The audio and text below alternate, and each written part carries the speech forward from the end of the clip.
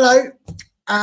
Well done if you made it here and you decided to come along for the ride that is going to be the post-match, post-mortem.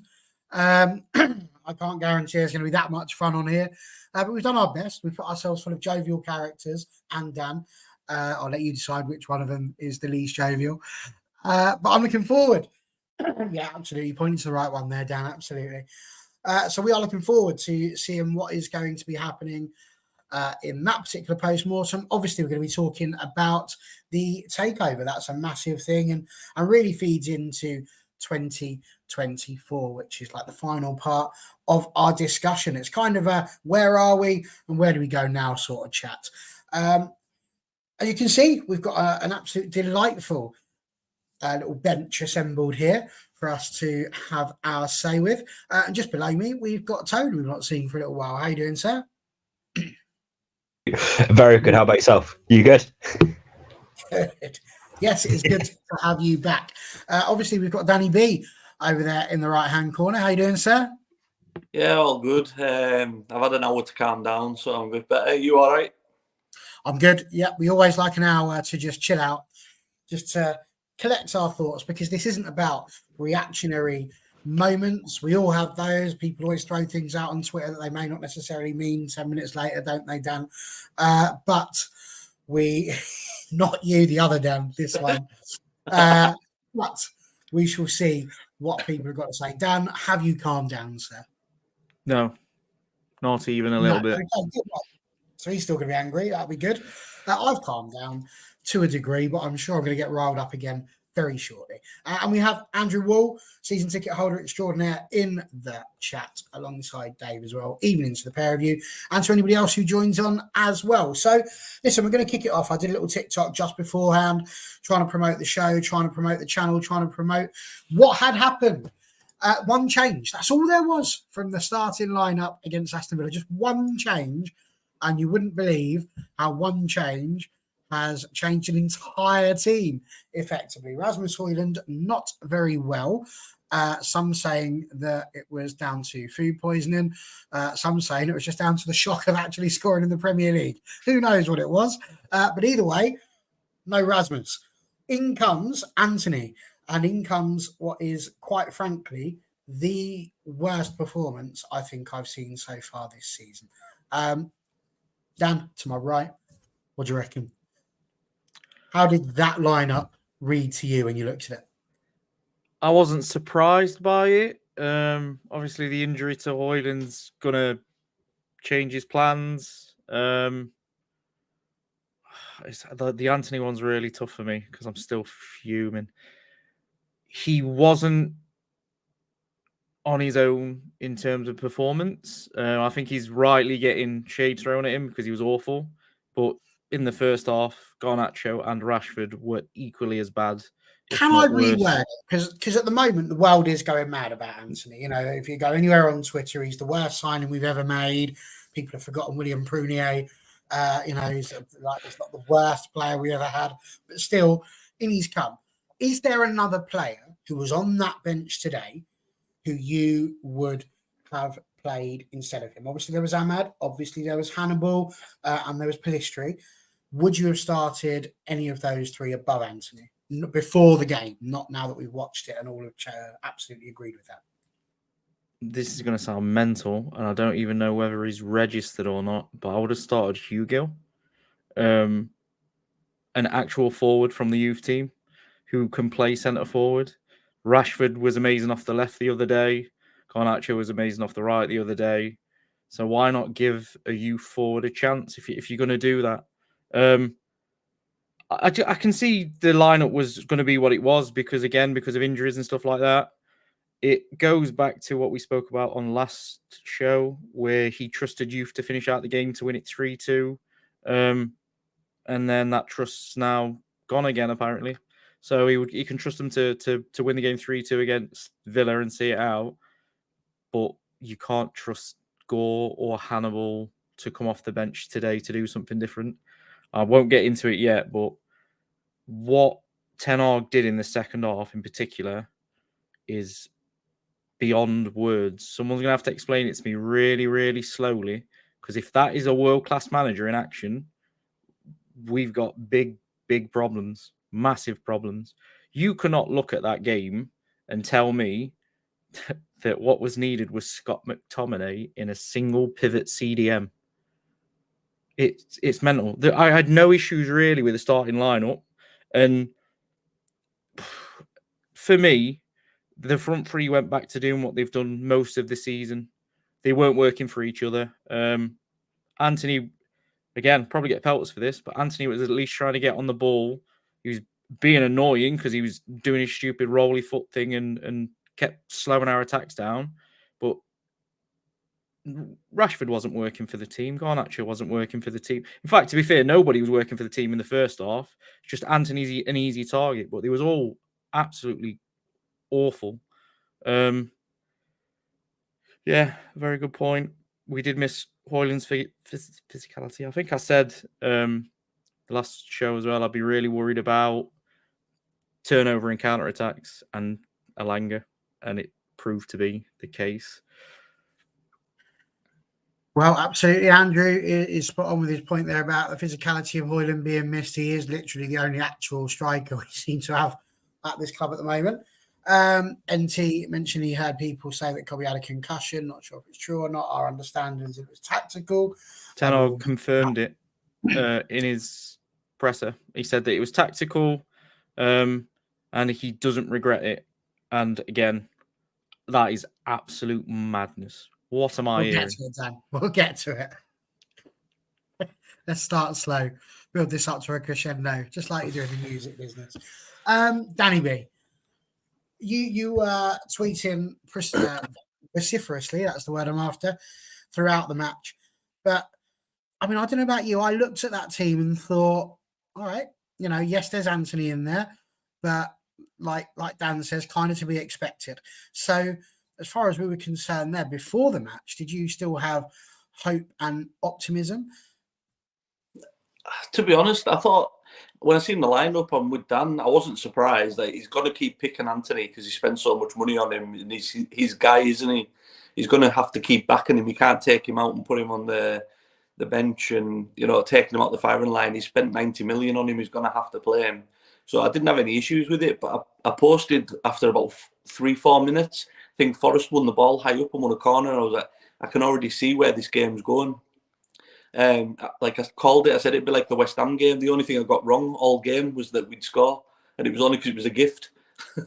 Obviously, I won't get into that, but I was like, if I can see it sat in my living room with my dad, how can't my world-class manager and these players on 250, 300 grand a week not see it? I don't understand. We'll get to that as well. And Tony, again, for you, the starting lineup put out there as it was, like I said, just the one change. Were you happy or not? Lots of people saying at halftime Ahmad should have come on for Anthony. Yeah. Would you have started differently? I wouldn't have started Anthony on the right. He can't cross. He's not direct. He slows down the attacking plays. Ahmed, I think Ahmed would have been a bit too early to have started. Bear in mind, he's just come back from a big injury, so I understand the thought process there. But at half time, you could see it wasn't working for him, and that's not to knock him. Like, you could have taken any one of those front three, and I'd have probably not argued with you because they were all equally bad. Like Hoyland, we missed him so much tonight in terms of the hold-up play. Rashford just was so anonymous. There was a part in the first half where Rashford just stays on the left for 10 minutes. He's meant to be playing in the middle of the park. He's just drifted to the left. And I don't know why he kept doing it. And there was crosses that came into the box at some point. And there was no one there because Rashford wanted to be a winger again.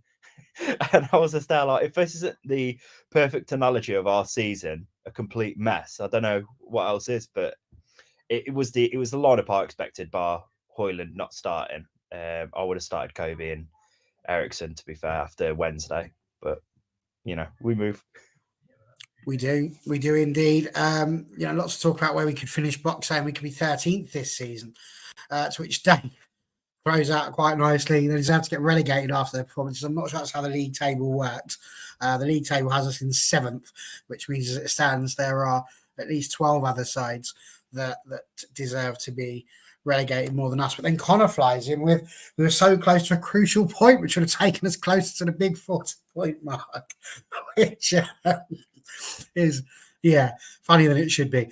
A new person in the comments. Hello. I believe it's going to be Ganesh Iqbal Zagu. And welcome to you. Staying awake till 2 a.m, openly for another heartbreak. It's what our football club does to you. What can I say? They as Dan helpfully posted at the beginning of the match, it's the hope that kills you. And it absolutely is. So there we go. Again, I said I presume that is Dinesh. It could be that you are Iqbal Zagu from Denmark, but I don't know. So there we are. Andrew, you thought with Højlund out that Anthony would be chomping at the bit to impress. It didn't prove the case. We could argue he should not start again regardless of injuries. I'll agree with that. I think he has been this season a massive flop. Forest keeper was a clown. How did we only score one past him? We'll get to that. And Dave again, Rashford for me looked like he was taking the mickey the way that he played. And Denise is from India. He is not Danish. So there we go. Welcome to you, sir. So listen, there's not much to talk about that first half other than, Dan, what did you use to keep yourself awake? FIFA. So I was playing FIFA while watching it, and I found myself playing FIFA more than watching it. It was awful, absolutely awful. And I've purposely avoided his quotes because I don't think I could either listen to them or read them. And the man said we had a good first half. Oh, wow. So I'm absolutely baffled. I'm at the point where I think he's trying to get sacked. There's no other solution for me. You can't be watching that first half and then doing what I did in the second half and then coming out and saying we played well. It was the worst half of football I've ever seen. It was awful. Atrocious. I mean, you take a look at the whole game. The whole game, there was only 10 shots from United and about 8 from Forest. There was only 18 shots in the whole match, very few of which were on target for either side. In fact, at half-time, I was joking with Dan that Aaron Wan-Bissaka's deflected shot that trickled into the arms of the goalkeeper was the only shot on target for the entire 45 minutes. If that's a good half of football, Danny B, we are, well, going to get served up some right dross next year. I was counting down till the darts started, so I had something else to watch.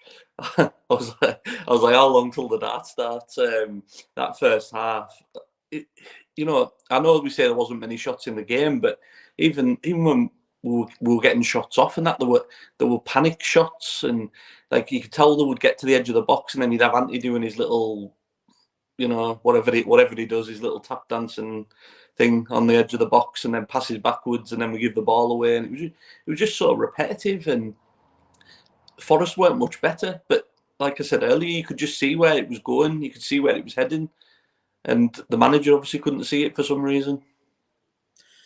It was a poor first half, so there's no getting around that. We can't sit here and try and claim, no matter how much Ten Hag tells us it was a good first half. I presume what he means by that is we hadn't conceded, which is about as good as we could possibly get on that one.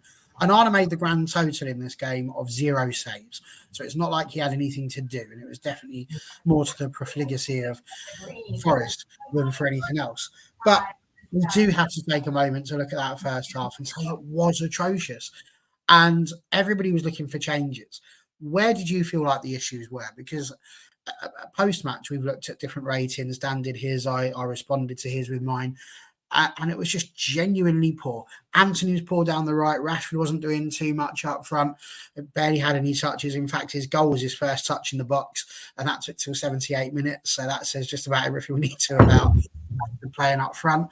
And the midfield of Eriksen and Mainu, to be fair, as much as we're going to get to this point of making the change that he did at halftime, before that, the midfield of Mainu and Eriksen wasn't much better, to be fair. They were being bypassed far too easily by Forest, and actually it was just their poor shooting that really led to us not conceding more than anything else.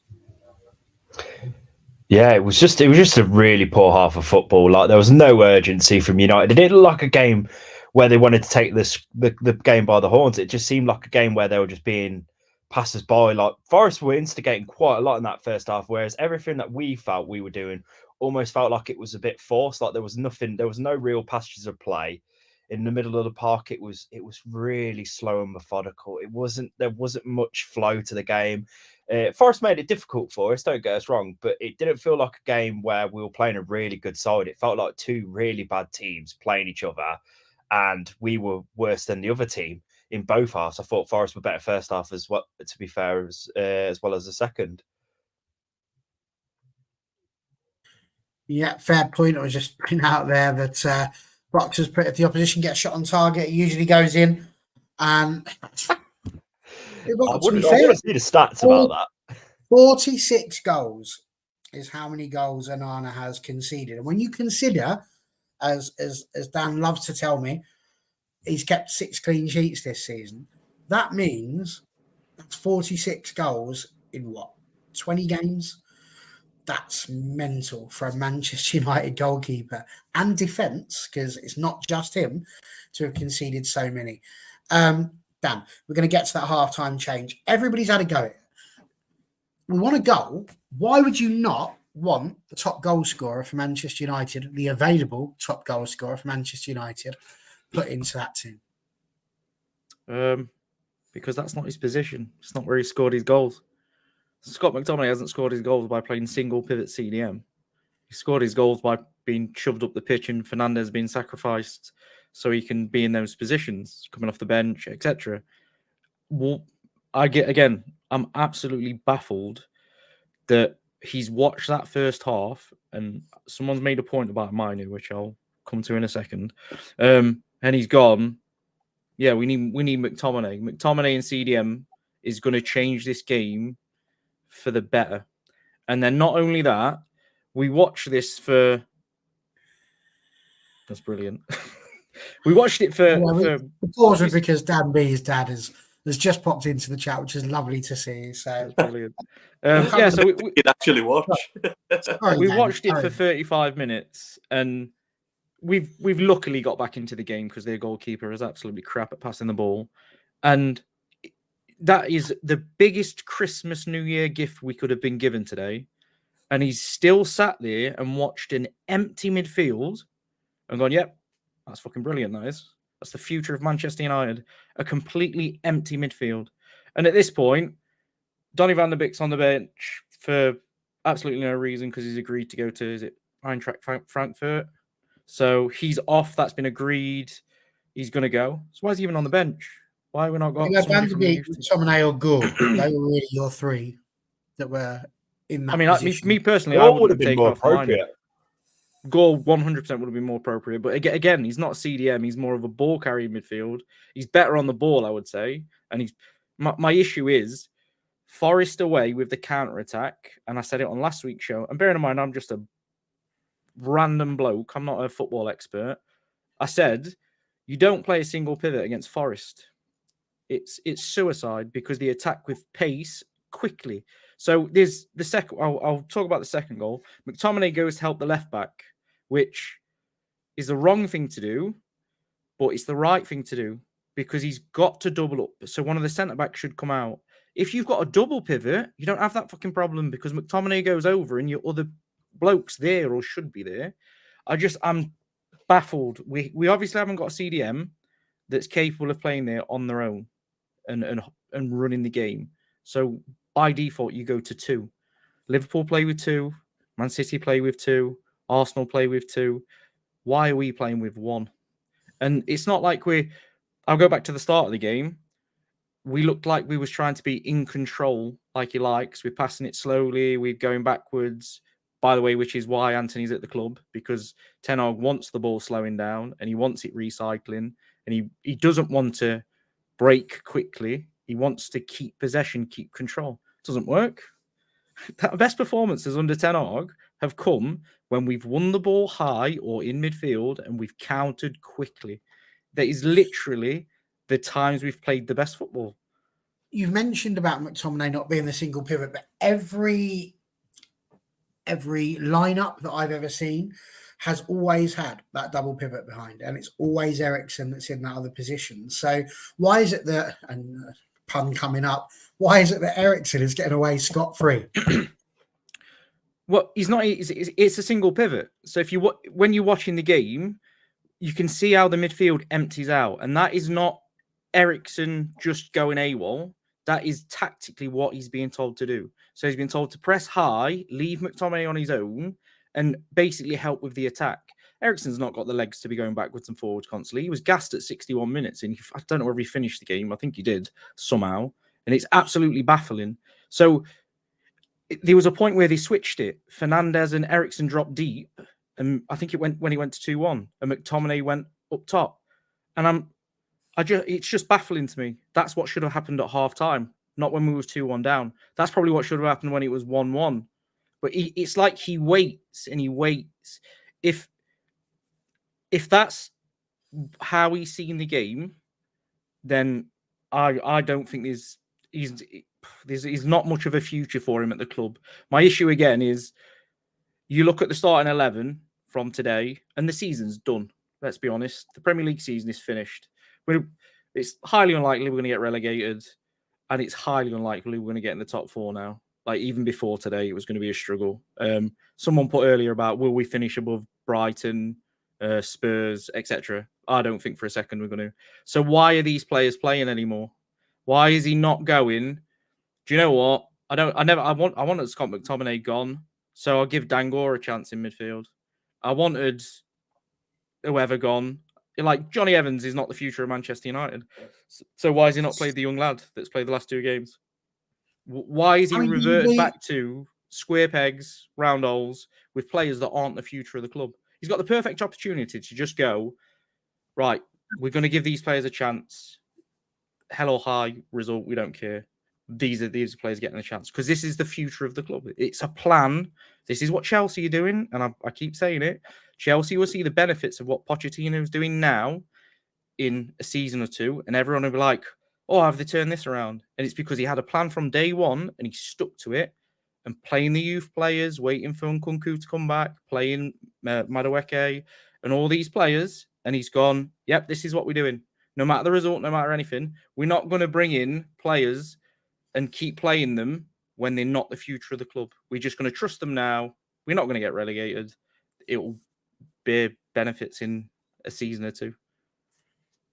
But Danny B, Dan mentions all this. He says, put the youngsters out there. He says, put them out there because they're the future of the team and the future of the club. Why have we not just got rid of players? Why are we playing ones that refuse to go?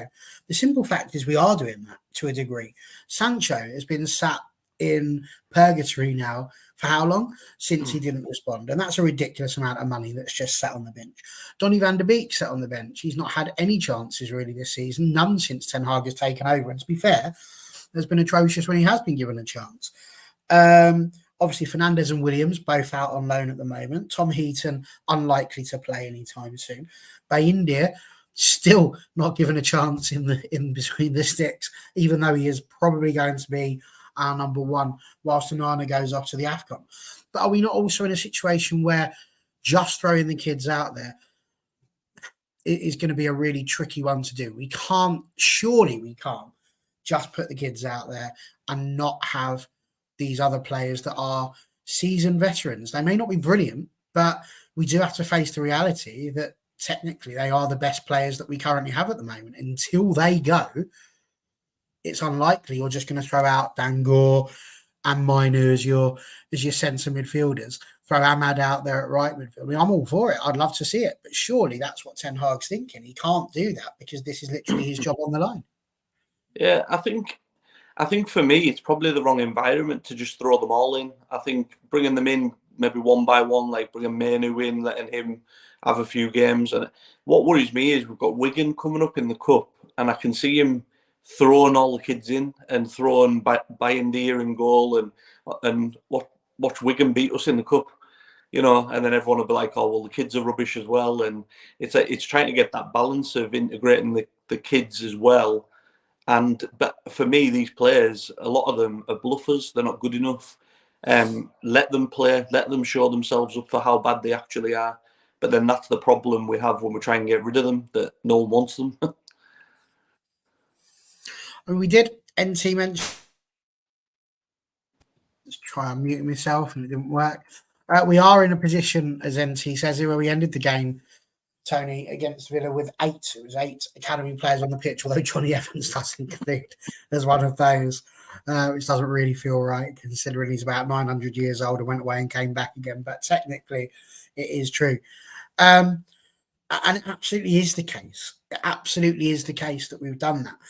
We are a club that are built around it. I mean, it's about 700 years, since we didn't have a lineup that had somebody that had graduated from our academy in it. I mean, I'm obviously embellishing it. It's about 40 odd, but that's an unbelievable statistic to have. It really is quite amazing. But it doesn't change the facts, does it? The facts are that these are players, like if you're a manager and you've brought in a player for £85 million who was rated at 25 million under the previous ownership, is it the case that he's just got too much on his back with that? This is a decision that he made. So because he made this decision, he has to play that player, because for that player to be a flop makes him look even worse. It's a weird one. I think sometimes you have, when you love a player so much, you get, like, what's the word, blurred vision. You know what I mean?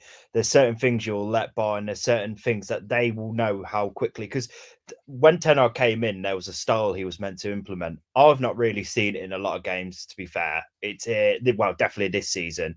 But Anthony, the price tag was always going to be. He could have scored 15 goals a season, and people still been trying to talk about the price tag. I think a little bit, but in regards to the academy players, I feel like I don't want them to be tarnished with this brush of how bad we are this season. I know it sounds bad, but like chucking Dan Gore in there is probably not ready to start in the Premier League. Just laughing at a comment. Hugo, all these guys as well. There's more great players coming through in the academy. I don't think it's necessarily the right thing to bring them all in at once, because the players that we've got are rubbish. Like you said, Baz, that we've got a lot of players at the moment that are our season pros. Well, they're meant to be season pros who can do a job for us. We all know collectively that most of these players that are in this team right now are not good enough to win a Premier League title. They're never going to win a Premier League title. I know that, and I'm happy to, I'm content with it. As much as how bad we've been playing, I'm content to know these players won't be the players that win us another Premier League. But it's all about how we manage it from now, I guess, till the next transfer window, how we get rid of players. The thing is, though, some of these players will be, I know a lot of people go, oh, Ten Hag should get sacked. The next manager is going to have to deal with the same problem he's had. It's just a constant roundabout merry-go-round of just rubbish and just mediocrity. And the fact is, I know Dan was talking about Champions League not getting there. There's no chance. In the last 7 seasons, the most losses a top team in the top 4 has had is 13 after 38 games. We've got 9, and we've still got half the season left to play.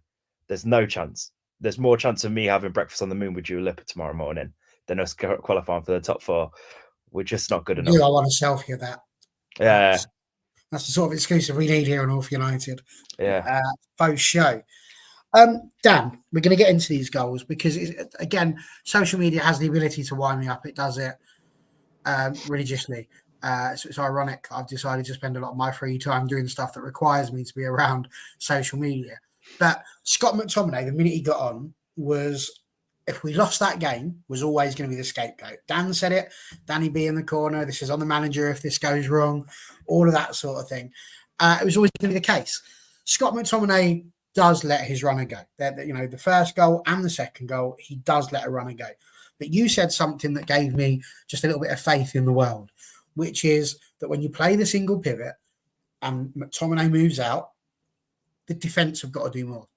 For me, you look at that first goal specifically, Varane and Evans next to each other. Now, Evans is doing what he has to do, and Varane, to a degree, is doing what he needs to. So Evans is over by the player he needs to be at. That leaves us with 2 players, Wan-Bissaka and Varane, who are on the player on the far post.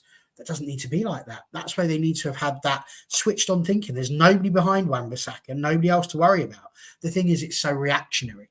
Wait until the player's got the ball, and only at that point do we decide we're going to do something. Even for the second goal on the edge of the area, 2 defenders stood perfectly alone, and Evans, if anything, just acts as the screen for the ball to be curled around him. There's got to be more. We can't just keep sitting there going, this one player. Everybody's having a go at Anthony, the entire front line, with the exception of, for me, Garnacho. I thought he was superb, and the only one that really seemed to be full of running and trying to do anything. aside from that, the front line was rubbish. The midfield didn't seem to have anything in it. I thought Fernandez was giving it a go, but there was no movement. So what was he supposed to do? You just hit a horrible situation where it's the same thing has happened. There's no Harry Maguire. Everybody wants a scapegoat. And at the moment, this football team is now scapegoating Anthony and Scott McTominay. And again, is this not just a situation where we're just allowing everybody a free pass? The ball shouldn't have been coming in from the left-hand side, where we've got Diego Dallo.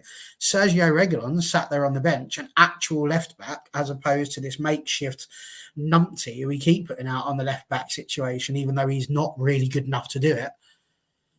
At some point, we've got to stop just having to go at individuals and just accept that our team at the moment, as Simon's put here, there's no I in team. The team is actually really poor, and they need to take some responsibility here. We can't just keep having a go at the individuals. We can't just keep having a go at Erik ten Hag. We have to start accepting that these football players are letting our football club down more as a whole than as individuals. Can I just point that out as well? You go for it. So this is absolutely spot on, and this is what I was talking about. Single pivot. Scott McTominay is a good footballer at what he does, which is arrives late in the box and gets his head on a ball, his foot on the ball. He's basically a more of a number 9, like arriving late to the box than he is. I've quoted me on Twitter saying that he's a centre midfielder. Scott McTominay is not a fucking centre midfielder. He's not, and I don't know what you're watching to think he is. Like, as he played there, yes. Did it do well with Fred stood next to him? Who did all the fucking running and everything. According to Football Manager, that's his place. Well, I don't care about Football Manager. It's completely wrong. He's clearly not and shouldn't be in that position. So if, as the manager, you go do that in CDM, and there's a mistake, it's on you. Scott McTominay should not have been on his own in the middle of that football pitch. That's unless Scott McTominay is going to put his hand up in the dressing room and say, "Sorry, Gaffer, I don't want to come on at centre mid. Like, I've got no interest in playing there." He's never going to see the daylight ever again of Manchester United shirt, because the manager will say, "Oh, you don't want to play for me? Stop putting me in stupid positions then. Put me where I'm good, or don't play me. Don't keep doing this." And it's a full unit for me, even on the first goal where he's more at fault. Varane is asleep when Evans tries to play offside and then plays his man on. And the second goal, McTominay should go to the left, but shouldn't go to the left. So he's damned if he does and he's damned if he doesn't. Because can you imagine if he doesn't go on cover and double up and the guy cuts in and smashes it in left foot? Everyone's going to be going, why is he not covered? And the actual fault is the unit's bad, and he's been hung out to dry by his manager because he's playing in a position that he cannot play. Fernandez is the biggest... I don't know what the word is. He suffers the most of anyone in that team of being put in places that he shouldn't be. He's asked to cover more ground than he should be covering. He's asked to do more defensive roles than he should be doing. If Bruno Fernandes played for Liverpool, Arsenal, City, Chelsea, Barcelona, Real Madrid, they would stick him in the 9 and say, only move to set up chances. You don't do anything else. Everybody else will do your running, and everybody else will get the ball to you so you can get the ball to our attackers. But instead, he's playing right, he's playing left, he's defending deep. He's constantly giving free kicks away on the edge of the box because he's defending the edge of the box when he shouldn't be defending the edge of the box. I'm just going back to the same thing now in terms of the manager. I hope it works for him, I really do. But if you're looking at that game and you're thinking McTominay should be playing on his own in that midfield, you're an issue, you're a problem. And the same with Dallo at left back. I don't think he's done that bad at left back, but he's not a left back. We've got a left back sat on the bench. And again, you look at that back four, that could be changed today because there's the young lads on the bench who's played the last couple of times. He's done absolutely fine. And do you know what? If he would have been there instead of Varane, I think he would have closed the gap, because it sounds a bit weird, but inexperience would probably have led him to go towards the ball instead of dropping off, as daft as it sounds. But and this is my issue, and this is what I'm saying about just give some of the youth a chance, because the season's gone. So if you're going to take Mino off, you're taking off a youth player there. So why not put score on. It's not starting a Premier League game. It's coming on at 0-0 when it's been absolutely awful, and the football was shocking. He's sort of making a rod for his own back with the decisions he's making, and then, like I say, the stuff that he's saying after the games is not adding up to what is happening in the games. It's absolutely baffling to me to see him say that it was an all right first half. It really wasn't. Just in general, it was awful. It's a bit mad. I mean, John Commode earlier on said, it's a strange decision to bring on McTominay, Anthony on the right and Rashford up top. It's a waste of time. Bruno awful again. And he's sorry, but most of them have to go. He's tired of the team now, which is what Simon says here. More excuses than NASA. I think he's talking to you, Dan. Open your eyes. It's clear to see Fernandes looked like a spoiled kid in Toys R Us. And this is another thing that frustrates me. We're looking at a team currently. We're looking at a team that is not performing. And everybody, I think, is basing these players on players that we've had before. Like, I've had some ridiculous things being said on TalkSport. I don't know why I do it to myself, but I was listening to it on the way home one night, and they were talking about Conor Gallagher from Chelsea. Would he get into the Chelsea team of 2005? And it's such a stupid question because we're not in 2005. And it's the same question that we've got here. People are having a go at Bruno Fernandes saying, would he make it in the treble winning side of 99? Is he better than this player? Is he better than that player? Is he better than every other player we currently have who's a senior pro at Manchester United? The answer to that question for me is absolutely. Like, you name me another player at Manchester United at the moment who's not a youth product coming through the system, an established player at Manchester United who gives more, does more than Bruno Fernandes. He does assists. He's top of the Premier League for a lot of those statistics, yet he still comes in for all this rubbish. Simon, who we know is a blue, he's sitting here coming in having a go at that. Where's Kevin De Bruyne in all this? Where's all your players? He's better than your players at progressive passes and assists this season. He was on nearly on 100 and something. He's better than most players in the Premier League. But yet he gets this purely because people are judging him against other players that have been better in those positions. And this is the problem. We're so stuck in the past with everything that was brilliant and everything that was good, that we're ranking these players against them.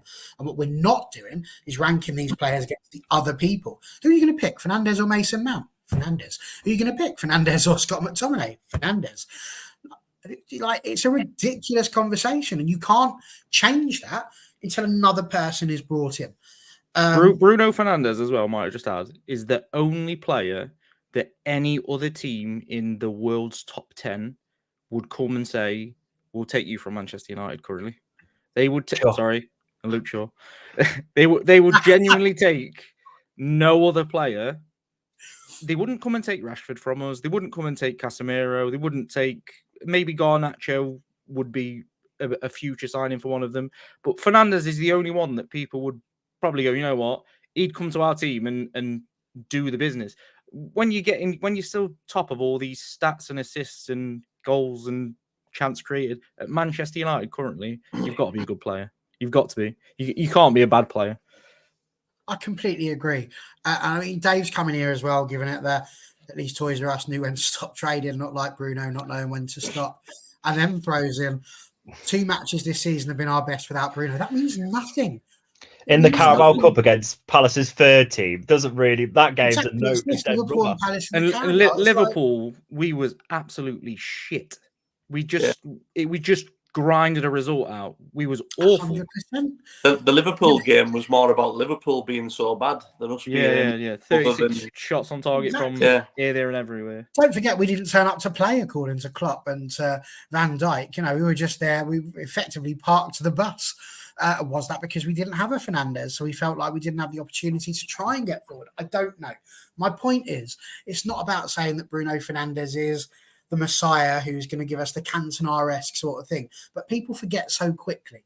They forget that when Ole Gunnar Solskjaer bought him in January, that he came in and transformed our side from being nearly Rans to almost title contenders. We were in that position where we were really starting to feel like we had done something brilliant. And yes, he's not necessarily performing to that level, but then neither are a lot of players. Marcus Rashford was scoring for fun.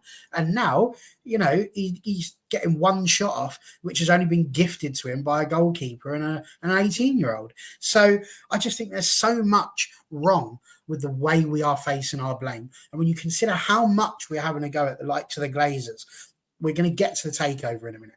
But genuinely, we can't keep having this same thing. Everyone's got Ten Hag out. It's not going to change a thing. All that'll happen is we'll get a brand new manager, and until these players are addressed and the player power is understood that they are just taking the absolute proverbial out of our football club, I just don't think we're ever going to get to a point where we move on. Tone, the goals, Mate, obviously, your opportunity to add what you want to add to on that one. Well, we did look like we'll... Sorry, wanted to throw this one in because this goes into it. NT says Gary Neville was blaming Evans for the offside trap. I agree with him. I think it was Varane that was behind on that one. Evans was the one who stepped up, and this is the problem with not having the same back four so regularly, is that they don't work in tune with each other. And until that happens, the best back fours are the ones that stay together all the time. Dolly and Daisy, Bruce and Pallister. You need those centre-back partnerships. Varane and Evans was not what we had in mind at the start of this season.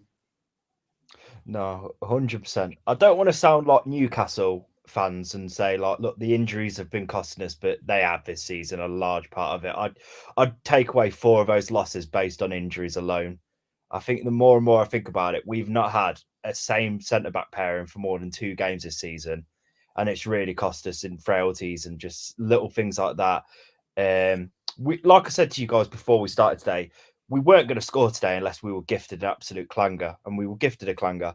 We didn't look like scoring any other time. Obviously, I know Bruno had the chance right at the end, but that was kind of like a hopeful hit and nearly deflected our way. But otherwise, it was just there was nothing coming from us. It seemed like there was no creativity.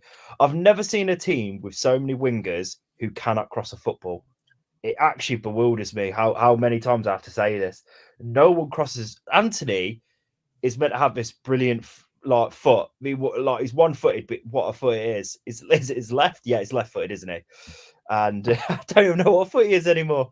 And he can't cross. Garnacho, he rarely crosses. He's better than Anthony at it, but he rarely crosses. I feel like I'm going around in circles because I feel like I'm repeating myself every time I'm on here.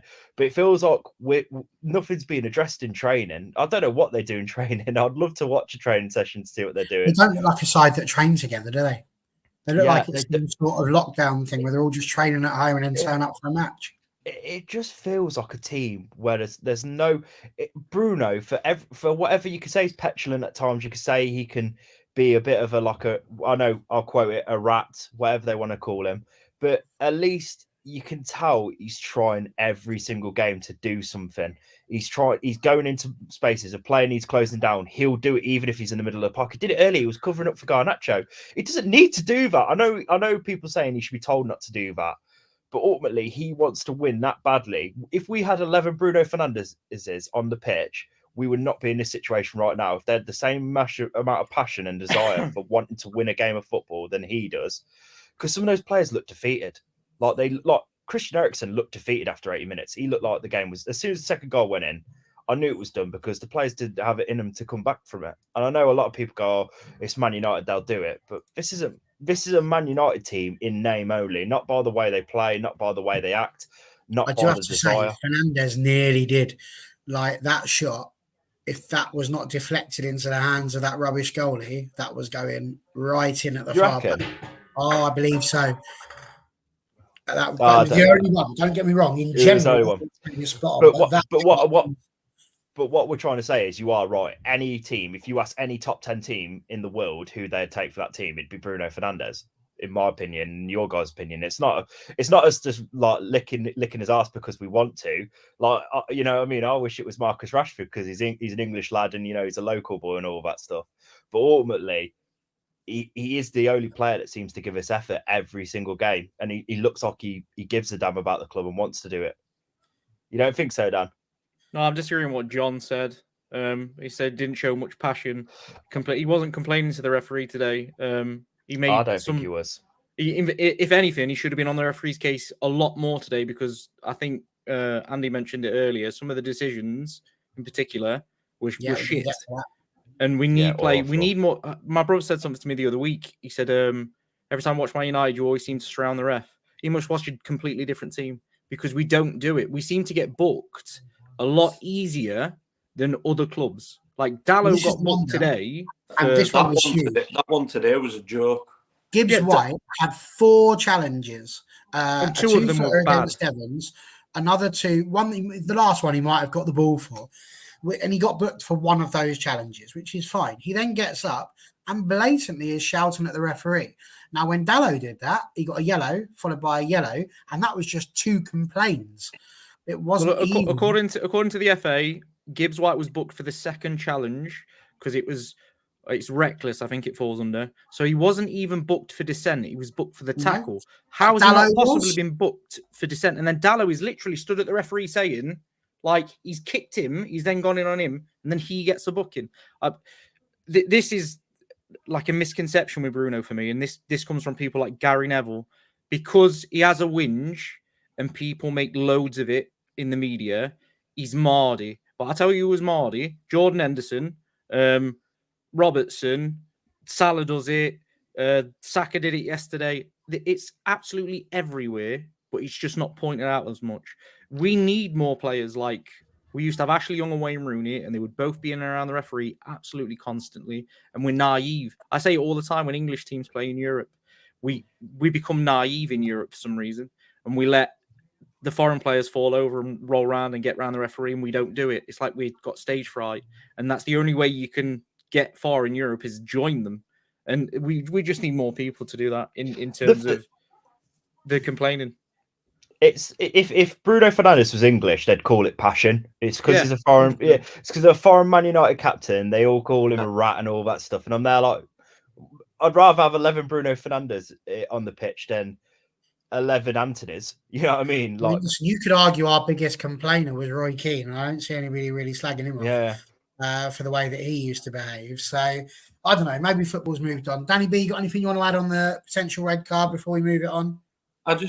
It was just so you knew it was going to happen that Gibbs White was going to score the winner when he shouldn't have been on the pitch. I just think to myself, I just thought to myself what happened though, that Dallo is literally, he wasn't having a go, he wasn't getting too over. All he was doing was pointing out that in the Liverpool game he'd been sent off for doing exactly the same thing, and then you're not even allowed to question it anymore. Fair enough if you're shouting and effing and blinding at the ref and stuff, but all he was doing was pointing out what he'd been sent off for. Can I just say about the McTominay thing earlier as well? I just wanted to say about like why I posted saying that's on the manager, because I did know as soon as McTominay come on, you'd have the same people going, that's McTominay's fault, that's McTominay's runner, that's McTominay's this. We all know McTominay can't play there. It's on the manager. It's not on McTominay. McTominay is not going to refuse to come on.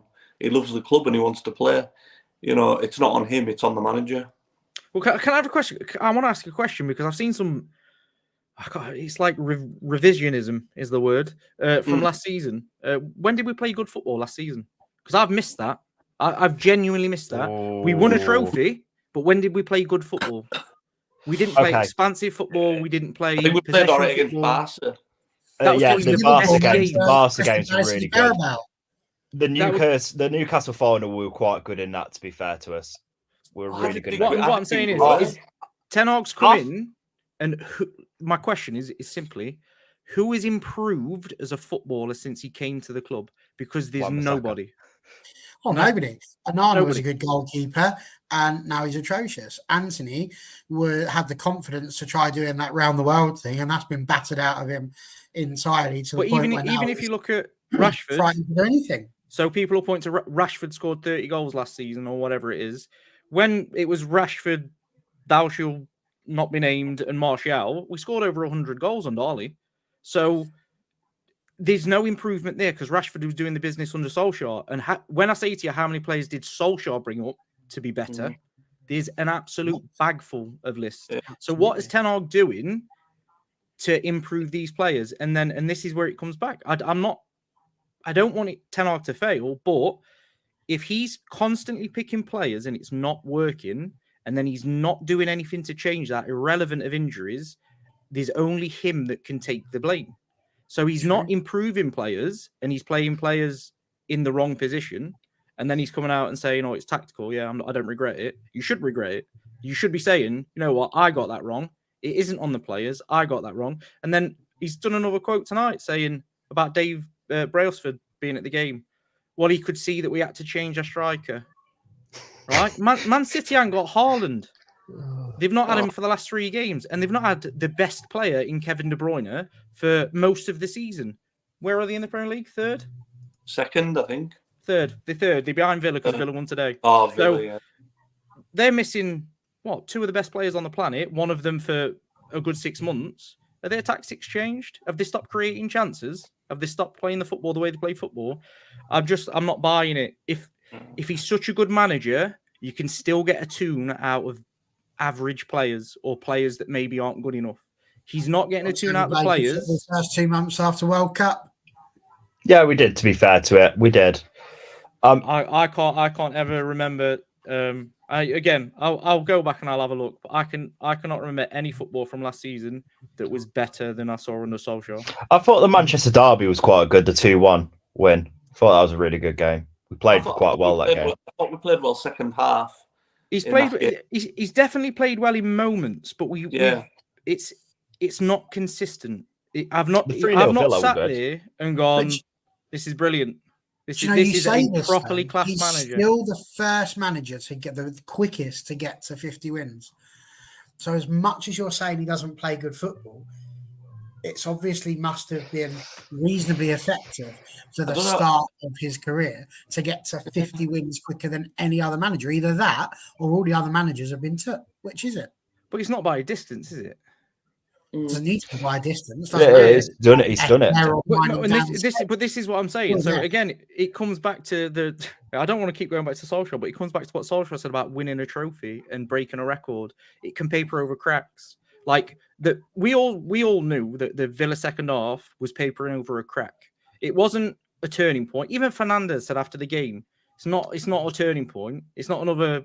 It's another false dawn sort of job. We're not going to look at it and go, "This is the season turning around," because we all know there's going to be a limp performance. And then next week we'll probably beat Wigan 3-0. We're back, and then we're going to lose again the week after. It's just this is where he's at. My issue genuinely just comes down to. You can't keep doing the same things, the same lineup. Well, not even the same lineup because he's not had that, but the same setup, the same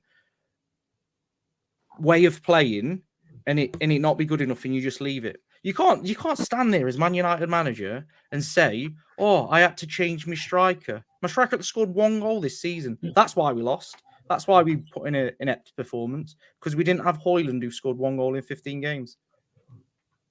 It's baffling. I think the players. You need to answer it. You're the stato. Sorry, Dan, go on. No, I was just going to say, I don't know about you lads, but I feel like we're kind of in that Mourinho bit at the end of his tenure as manager where you sat dissecting his press conferences and you're thinking, what's he talking about? He hasn't watched the same game I've been watching. And then he's picking the same players and then the same players are getting left out. And you're thinking, why aren't, my thing is, why is Pellistri not getting a game? Just I feel like I'm in that little universe again where it was coming to the end of Mourinho where you're sitting dissecting every word he says because you think even he can't believe what he's coming out with. No. It is a bit weird, and John's quite right. Holland has one in the Premier League, but he's got 6 overall. Don't forget he scored lots in the Champions League. So that's there as well. We're going to move this on because we could have this conversation. I've got an answer for John really quickly. Sorry? I've got an answer for John. So Solskjaer played 92 games before he won 50. He put him third. He put him third on the list. So he'll be 4th now, and Ten Hag's top. There you go then. So less than 92 for ETH. We're going to move it on slightly. We're going to get onto this takeover part because we've been wanting to talk about this since Christmas Eve. It was a very good place for them to do it. It made me feel quite Christmassy, and then we had Boxing Day as well. So for those 3 days, being a Manchester United fan was quite nice. Obviously, we got towards the end of the year, and everybody's just like, oh, here we go again. Miserable again. We do need to talk about how this takeover is going to affect both the men's and the women's team here, because it's not a takeover as such. I see a lot of people, and I've got to be honest, they all seem to be flag waving Qatarian people that seem to be very angry at the fact it's only 25%. But I think this is, again, people just being absent from the real world and not understanding how life actually works. And I say this with love, because basically what people are trying to suggest is that we need someone who's going to be just about the football club and only cares about Manchester United, who's got about £7 billion just tucked down the back of their bed somewhere. And that doesn't happen. Anybody who's earned enough money for £7 billion to take over a football club is not the most scrupulous person you're ever going to meet, who is like wonderful and benevolent to everybody. It's unlikely. And neither are they going to be people that are genuinely taking over the football club just because they love Manchester United. If you want proof for that, look at the Glazers. Prior to that, we had rich people, absolutely, but they were rich because of Manchester United. Whereas we're now in a situation where these people are rich, also because of Manchester United, because they've literally sucked the club dry. So Jim Ratcliffe's come in, he's going to take over 25% of the club, which is a start. You know, how often do we hear it? We heard it with Brexit all the time. You've got to be on the inside in order to make the changes. Well, it's the same sort of thing here. I think Jam Roly-Poly is coming in. And what he's going to do is it gives him the opportunity with INEOS to take over the football decisions, which is something the Glazers have been awful at. It gives us a chance to get rid of Murto, hopefully, who just seems to be a parasite for this football club, who somehow has managed to hang on purely by being like a yes man. He's like the very worst people that you see in these, you know, goodies versus baddies situations. He's that horrible little suck up to the main person who's just like, oh, yes, master. And I've realised that this means I'm probably going to be banned from Old Trafford now. But it is the case until that man goes. He is a parasite because he just does whatever he's like those little backstabbing little weasels is what I get from that. I might not be allowed on next year. This might be my last show. But genuinely, that's how it comes across from the Athletics article that came out. What this gives us the opportunity to do, I feel, is to give us an opportunity to progress, to start making football decisions based on football, not to rate a player at 25 million quid and then spend over 3 times that amount just because you need a right winger. I just want to take you through the people that we've bought since Erik ten Hag took over, because I find this crazy. We had arguably one of the best goalkeepers in the Premier League, and out of the 16 players that Erik ten Hag has brought in, 4 of them have been goalkeepers. That's 25% of our players have been goalkeepers. Dubravka, Butland, Reindeer hasn't played, and Onana. Like, this is a madness. It's an actual madness. Tom Heaton's still there. He's a nice enough bloke, but what? Tom Heaton. Nobody in their right mind has ever sat there and said Tom Heaton's going to be the number 1 at Manchester United. Not ever has that been the case. Yet here we are, 25% of the signings are them. Fullbacks, the place where we are struggling the most at the moment, we don't have any because they've all been injured. We've put 2 on loan. The only other 2 we brought in is Malacia and Reguilon. And Reguilon, he clearly doesn't fancy because he's just left him on the bench when he had the opportunity to bring somebody else out. Centre-backs, we've only brought 2 in. For all of that about how Harry Maguire is the worst defender that's ever lived, he's only brought in Martinez and Johnny Evans. Martinez is the only centre-back we've actually managed to buy. Attackers, we've had 3 of them. Anthony, overpriced. We worked that out. Wout Weghorst with his magnificent 0 goals in the Premier League, and Højlund, who's only just got off there. You know, we're all right with Højlund. He's very much a work in progress. We can live with that. Martinez, again, a very good one. Malacia, haven't seen him all season. In midfield, the place where we've had this biggest problem, 5 players so far brought in. Ericsson from Brentford, Casemiro, Svitzer, remember him? Mason, it still makes me giggle. And Amrabat. Surely this takeover, if we get football people in this place, we're going to have a better transfer strategy than that. Because when you look at what we're moaning about now, it's the same thing we were moaning about last season. and the season before that we needed to strengthen. The places where we needed to strengthen, we're not getting the quality in. Martinez and Evans, when you need a centre back, is criminal. Malacia and Reguilon, when you need a fullback, is criminal. And when you consider that the average age of our midfielders is probably getting on towards me than it is towards Tone, that's criminal. Like, all of them are pretty much over 30, with the exception of like Mason Mount. I don't know what Amrabat is. He might be about 26. So, in your words now, I've had my go. It's quite clear. I'm quite for it. I think there's an opportunity there. After 18 months, there's the chance for Jim Ratcliffe to purchase the rest of the club, effectively, to take out the Glazers, if they're willing to do so. I say it quietly. I'm happy for the Glazers to be sat there and to be just taking the money out of the club, providing INEOS are going to be in that situation where they will do something decent football-wise. And here's the key. They're putting in 300 million quid, which is 300 million pounds of their own money, which is something the Glazers have never done. They've only ever put the money in that the club has already produced. So I'm getting a frog in my throat. I need a drink. Dan, you kick us off. We'll go around. What's your thoughts on the takeover? Me? Sorry, I thought you meant the other Dan. But for me, for me, the takeover, there can't be any worse than what the current regime that we've had.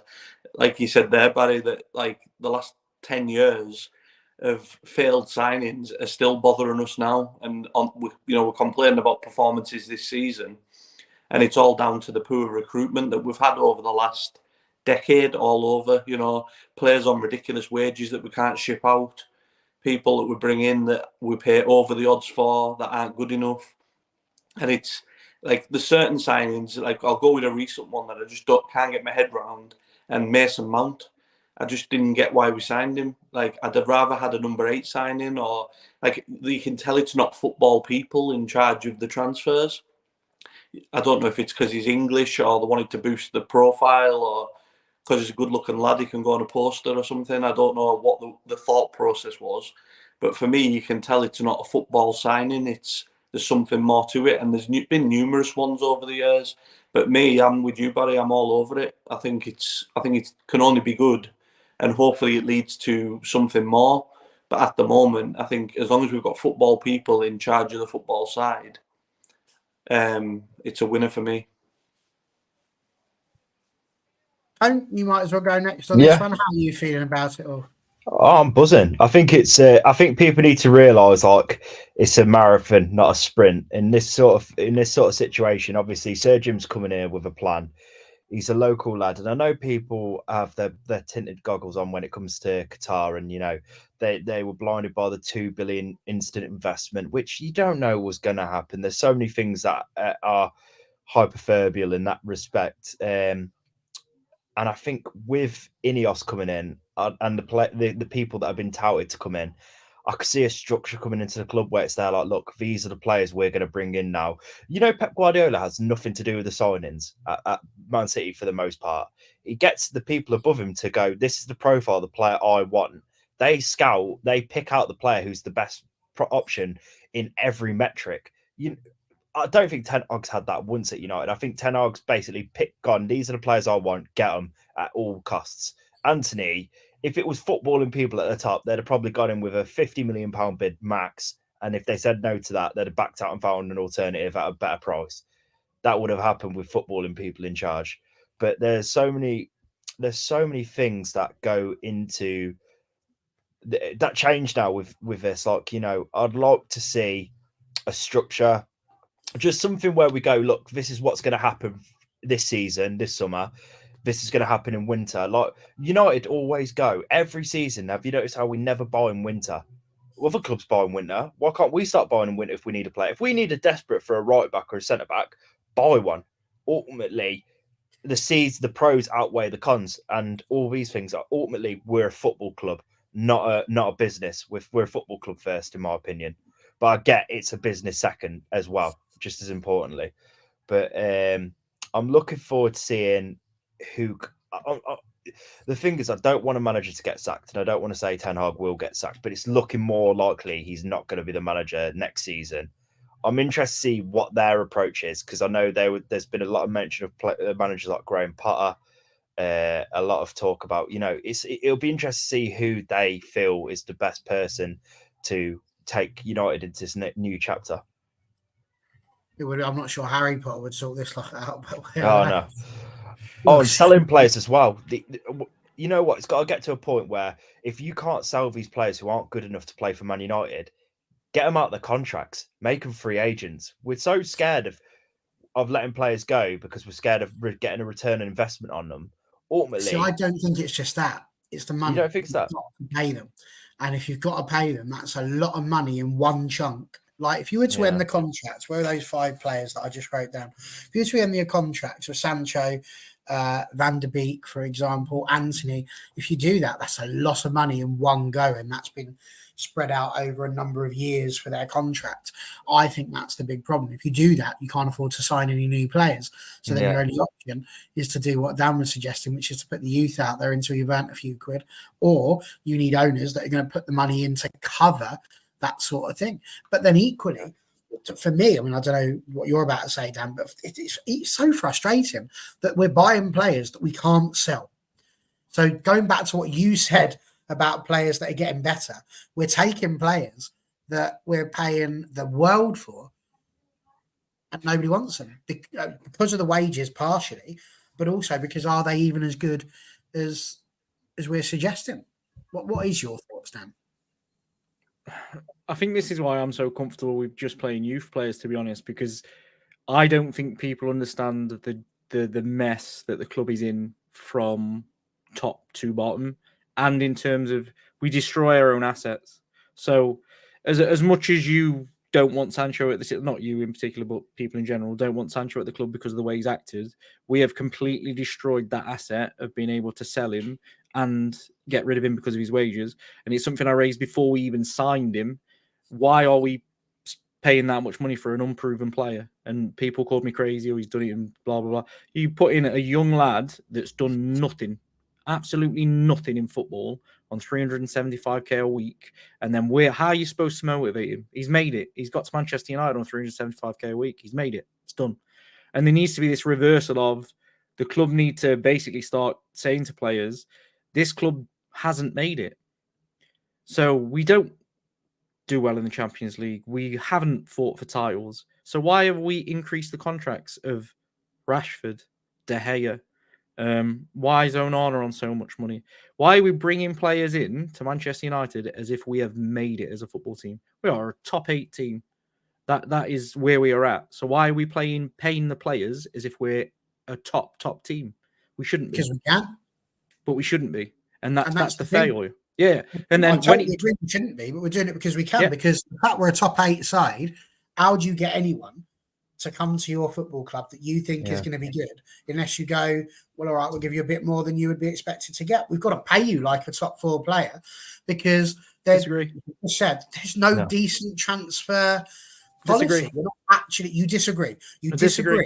Hang on a second. Let's just make sure you're disagreeing on the right thing here. What you're disagreeing with is that we have such a poor transfer policy and ability to get the right players. Bearing in mind, Eric Bailly currently just left his club. You know, players that we're getting rid of. You think that I'm wrong in saying that we're not paying them the money to come to us purely because we're panicking at transfer times because our transfer strategy. I think what you're saying there is right, but we don't need. But we don't need to do it. So we don't. I agree. We don't need to. That's what we're doing. Why did we put Rashford on 375k? Because he scored 30 odd goals. And then the minute he did that, everyone went, "Oh, I'll give him loads of money." No, because we let his contract run down to a point where he was in the pure bargaining position of you either give me the money or I'm going PSG for free for $500,000 a week because the club structure is that poor. The best signing we've made, and this is not going to make Simon happy, is Bruno Fernandes because we signed him on 65k a week and he put in a season and a half of ridiculous stats before we went, we'll give you 150. And then that should have been the limit. But you look at Liverpool when Klopp came in, and it's someone made the point about Pep. not being in transfers, and Klopp's not fully in the transfers, just like Ten Hag shouldn't fully be in the transfers. Liverpool went, this is our wage structure, and I mentioned it before. Mo Salah is the highest paid player in the world because they've won a Premier League. Well, not the world, at Liverpool, because they've won a Premier League. The challenge for the title pretty much every season for the last 5. He's one of the best goal scorers in the world. That's why he's on that money, and he's done it consistently. Whereas Mane went, I want the same. And they went, no, we can't do it to 2. We can do it for 1, but not 2. We're selling you to Bayern for 80 million or whatever it was. And 30. then was it 30? I know it was quite knocked down, wasn't it, in the end? But Yeah. they had a choice. They could have kept Mane on a massive contract or got rid. They got rid. United are in a position where it's failed that badly. And I've said it, I think I said it on the other show. They need to sit every single player down in a room and say to them, like, there's rumours now that we don't want to extend Varane's contract because it's £340,000 a week. Again, absolutely ridiculous. And say, do you want to play for Manchester United? Yes or no? And any player that goes, fuck off, you're gone. You're not here anymore. And I that don't should care. be our transfer policy as well. That should be our transfer I policy. don't care if that means that we end up with a bunch of 18 and 19-year-olds to the end of the season when we finish on 45 points and we finish 13th. I do not care, because that is the point that we're at with the club. It needs a full reset. And this is my issue with Ten Hag, and this is my issue with, I don't want him to get sacked, but if he keeps backing these players, he's going to get sacked. If he keeps putting McTominay at CDM, it's on him. It's not on everybody. He's got to do something to put his stamp. And I get Yaz, and he's had lots to deal with, etc. The club is in such a bad place. If I'm at another club looking at Old Trafford, I'm buying probably none of the players, maybe the exception of 1 or 2. I try and get maybe Kobe Mainu, Garnacho. I take Fernandez and probably Shaw.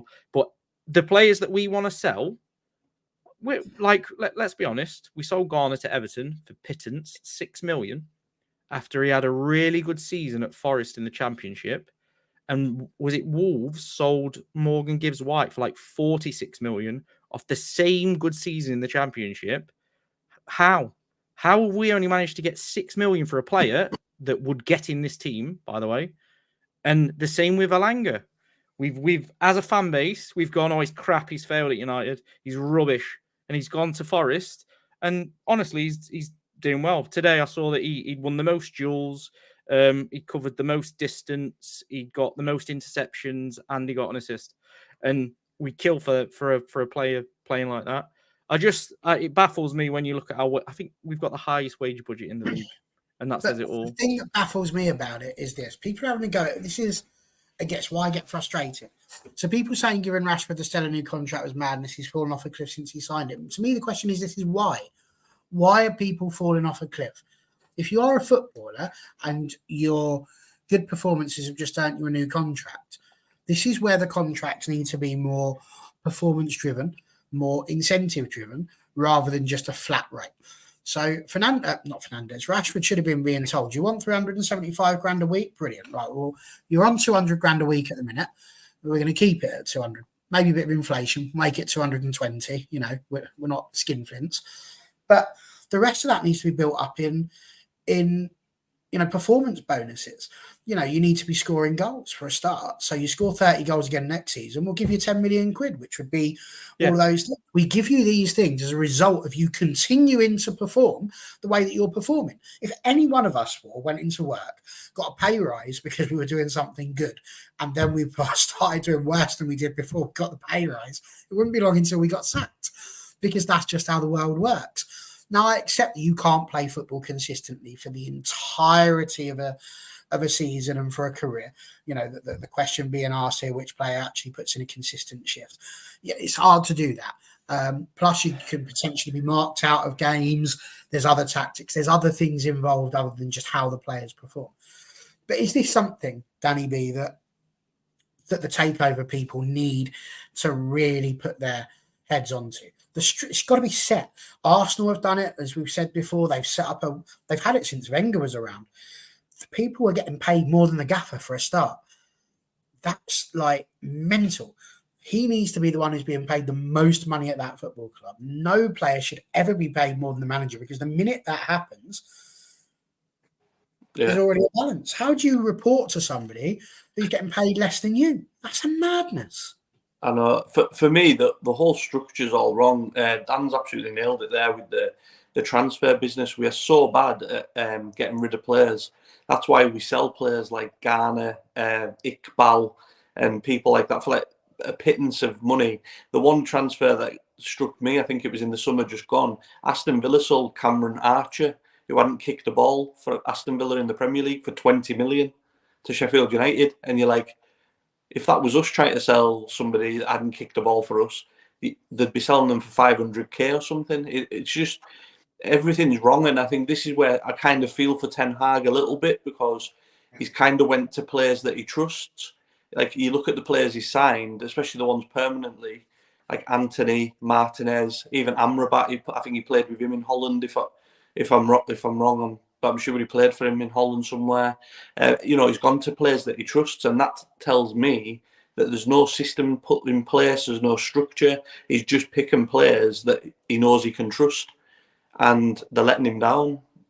Obviously, Martinez. By the way, Dan, I think you're right. I think Ten Hag's gone into that club, and this is where I do have sympathy for him. And I genuinely want to see players in the board go before he goes, but he's backing himself into a corner with stuff 100%. Like today. But he's gone into that club expecting there to be promises and a system in place, and he's probably gone, what is going off at this club? Yeah.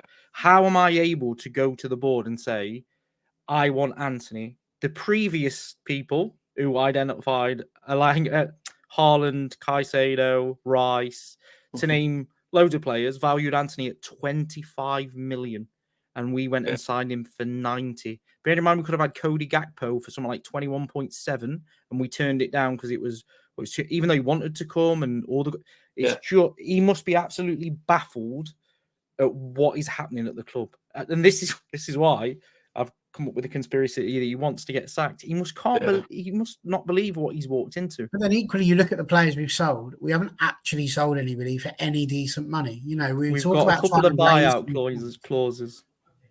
It's not enough. It's those buyout clauses going to be winning the weight in gold. Anywhere near it, there's the talk about Elanga here. We sold for what, 15 million quid? 10.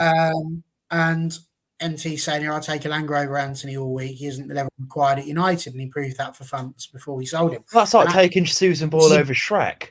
You know what I mean? It doesn't. Which is exactly what Tony and I were mentioning before, though, backstage.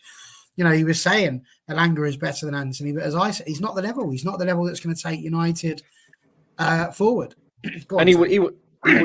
You might agree or disagree, Tone. He would. You're not Tone. You're Dan. He would be struggling, Elanga, just as much as Anthony is in this system. Oh, yeah, the team. There isn't a system. What style of football do we play every week? I can't tell you what.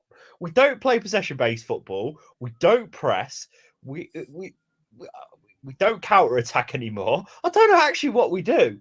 I feel like stop being Shrekis. I won't. Shrekis love. But we just there's nothing about us. There's like I said to you today, the only goal we got is because Matt Turner passed it to Garnacho. There's nothing really going for us at the moment. And like, to be fair, as much as I'm proud of the bounce back we did on Wednesday, it worked. I felt like Aston Villa kind of bottled it themselves on Wednesday as much as awful. We. Yeah, you know what I mean? And I don't think they were good to start with, and they still got 2 goals past us. It's like I'm saying, teams don't need to play brilliant to beat us anymore. They just need to get a couple of goals and just hold the line, because we don't know how to break a team. We've stopped, and I'm perplexed at it all, to be honest. And I think it's come to, like you said, but no one's going to come and watch. How much do you reckon we're going to get for Sancho at the end of the season, or when he goes, right? 20 million, maybe, if we're looking. If I'm another team and I'm looking at the Sancho situation, I'm offering absolute pittance, 5 million, and I'll pay his wages. Yeah. I'll tell you now. It wouldn't surprise me if we just loan him out. That's probably our answer. Also, as well, the Mason Greenwood, with 40 million's been touted for him. Just get him sold then. 40 million quid in the pocket. Let him go to Spain. Yeah, I don't believe that's true. We try not to talk about the Mason Greenwood thing, but I genuinely think there's something happening there that we might discuss at the end of the season because it's the Sun, that's the source of the £40 million from Getafe and apparently Barcelona. Neither of them can afford 40 million. I genuinely think that there's going to be a conversation where he comes back to Man United. I can see it. 100%. Yeah, behave yourself, Dan. No, I can see it happening as Honestly, well. PR in spin. That's what it feels like. Yeah, listen, they were planning. That's under the Glazers, maybe. With INEOS in now and proper football people in, that boy will never touch this football club again. You know what? I'll burn this if they do. Like, honestly, that's the thing for me though, Barry. When you think about proper football people, and we talk about it all the time, and I don't want to see him back. I've made it clear that he can do one for me. A proper football person is looking at that, and if you just look at footballing ability, Mason Greenwood is probably our best winger currently. It's if you try and look at that with footballing reasons, that you very shouldn't. first thing you're going to look at will also be the damage it will do to your club and your fan base. And I can guarantee you it's no different to when the Super League came out. Yeah, I hope you're right. I really do. The world went mad. Same thing will happen. Like, people aren't going to change because a year's gone by. So no, there'll be an interview. I guarantee it. It's 100% being planned, or as we speak, it's all being planned. But anyway, I don't want to waste my breath on him. Let's move on. But like I was saying about just in general with these players right now, there's no one that I think that we want to sell that we could get more than 20 million for. It's not the fact we can't sell them. We don't, like you said earlier, we're not going to get any money for them because unfortunately the wages are ridiculous. And that's why I was there. Like, INEOS just need to pay out their contracts. I think we could get money for one player from West Ham, and that's Maguire. I think we could get the 40 million that we was going to get in the summer. You think? I think McTominay, for a 30-year-old, get money from somewhere. It's just because he's come back in, he's played really well. And I mean, I was going to mention this, by the way. Did anybody see Thiago Silva's performance today when he was under the cosh? That lad is 39 years old, and he is absolutely smashing the Premier League. If he wasn't playing today, Luton would have won that game. Yeah, I like Thiago Silva. Oh, he's quality. I just think with this United team right now, this is something that we're going to be talking a lot about over the next 3 to 5 years. We're not winning the Premier League in the next 5 years. I don't think it should be a discussion. I think the discussion should be, how long is it until we get back into the top 4 again? That's the real discussion. Like, I'd like to think next season we could have a good pop at it if we bring the right players in next summer. If we get rid of the right players in the summer, it's a lot of things. And to be fair, as I said, I don't want Ten Hag to get sacked, but in my heart, after the last few games, I think I can't see him lasting the rest of the season. If we get, say if the first half of the season is as bad as the second half, we'll finish the season on 18 losses, right? It's going to be a tough one. Yeah. It's going to be a tough one. 2024 is going to have a lot coming into it. Little question for you all as we go around. Tony, do you think INEOS is going to be a success from the start of Glazers out or not? I think in the next 3 years they'll be out of the club. I think the Glazers are waiting to see how the Super League kind of. I don't think it's going to happen. I think the Champions League will budge and basically make it into a makeshift Super League anyway, and give in to the big clubs, because that's what they're doing next season, and it'll be even worse in a couple of seasons. Once they've got their big piece of the pie that they want, they'll sell up to the price that they wanted from the get-go, and INEOS will run the club.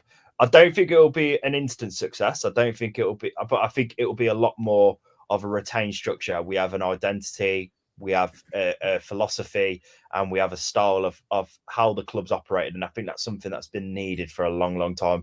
And footballing people in charge of footballing decisions, something we've cried out for over the last decade. Agreed. Danny B? Yeah, I think it can only be good. Look, obviously the standard isn't up to much of the past 10 years, but for me, like Tones just said there, you've got football people making football decisions, and that's all we've wanted when we've been complaining. And I think with the Glazers, again, I agree with Tone as well, where they'll probably wait and see how the Super League panned out and see if they could get money out of that, see how that was all going to work. And it does look like it's probably not going to happen. So I think they'll be out, maybe not 3 years, but in the next 5, definitely. And other Dan? I think it'll be good. From what I was reading, they can pick off. I think it's 6 Glazers have all got different amounts, and they can pick them off one by one. I think it's Joel and Avron. I think they'll probably hang on for a long time. To be honest, I think while it's a little bit of a cash cow, especially if INEOS get a structure back to the club.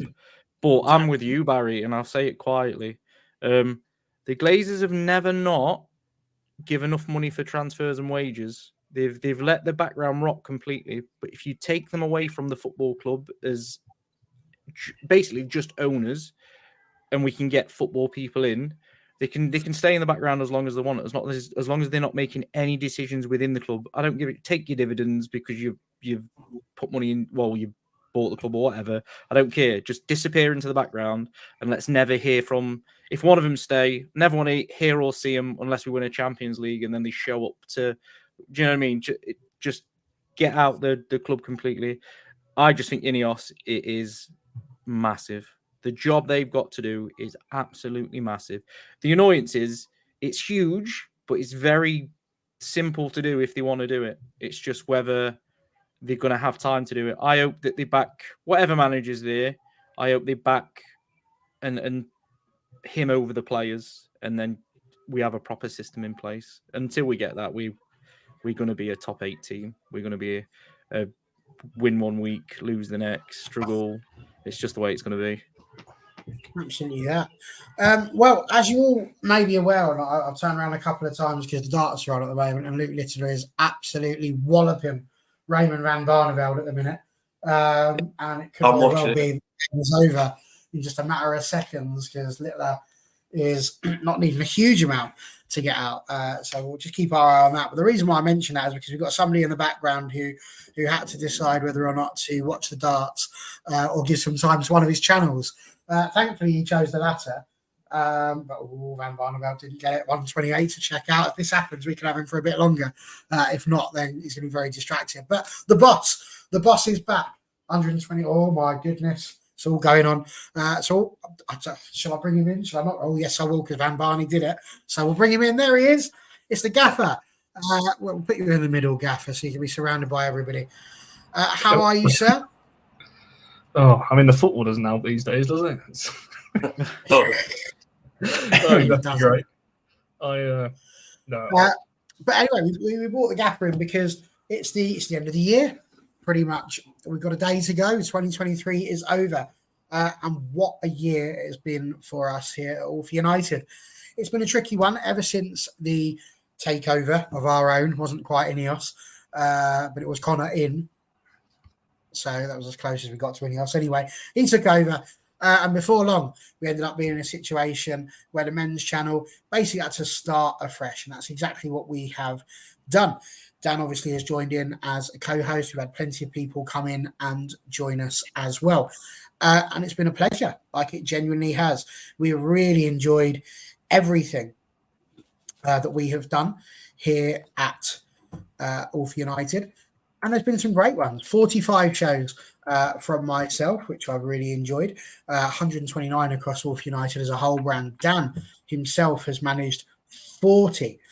Which is pretty good. Tony has managed 13, which is pretty amazing. And Dan with 8. That doesn't include today, obviously. So it's 46 for me, 41 for you, 14 for Tony, and 9 for Danny B. But also including big names that need to be shouted out, like Stu Woolley with 33 shows, Andrew Wall with 27 shows, Johnny Kay with 33 shows as well. So lots of people there in the double digits. And of course, Connor miraculously has managed 18 himself, even though we haven't seen him longer than Tyrell Malacia, United at left back.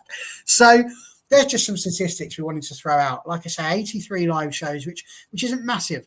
Sorry, 80 live shows, which isn't massive considering the fact that we're starting, but it's a start. And 26 different contributors. So, Connor, we've brought you in. What is it that you would like to say? And can we have the £250 million a season transfer kitty from NT?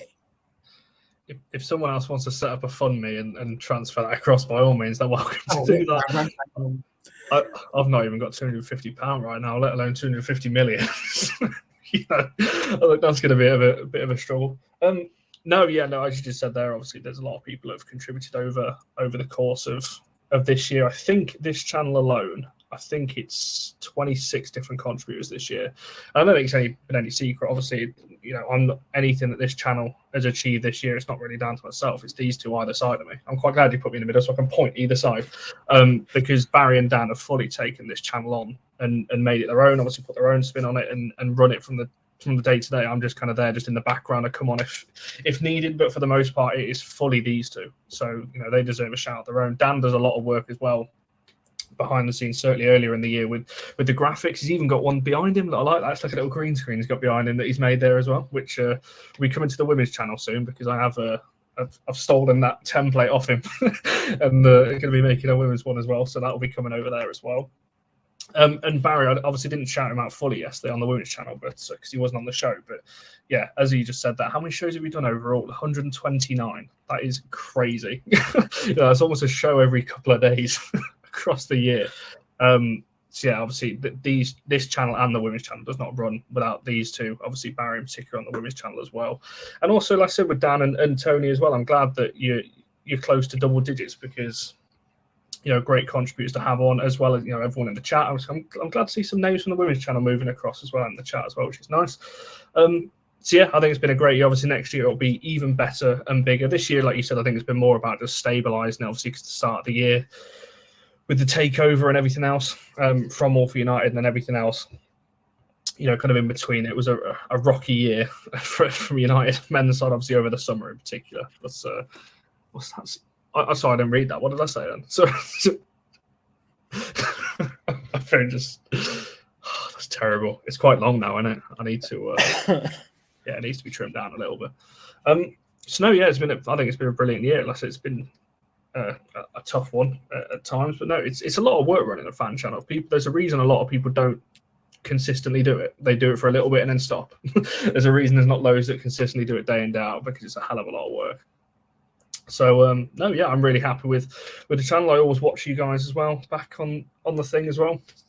I think it's great. So yeah, long may you two continue your amazing work on here, and 100% deserve every plaudit credit that's going to get thrown your way tomorrow when we put our little thread out of all these stats and all kinds of things for the end of the year as well, which we like to do. So yeah, I don't really think I've got anything else to add on that one. I think it's just, but it's not a takeover. I'm nothing like the like the INEOS thing. I've not come with a list of people going, right, these have all come in and taken over the gap. No new CEO then. Okay, fair enough. I suppose I'll do it for another year.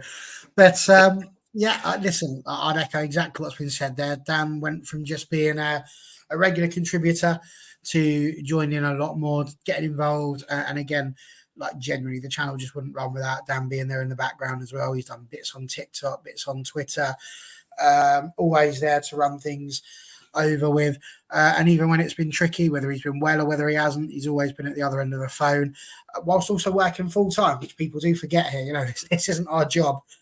We don't get paid for being on here. It's very much for the love, and it's because we want to make sure that you guys have your voice being put out there as well. And that's why we get the likes of Tone and the likes of Dan and the likes of Stu and John and Andrew and John Neville as well. We've had on as well.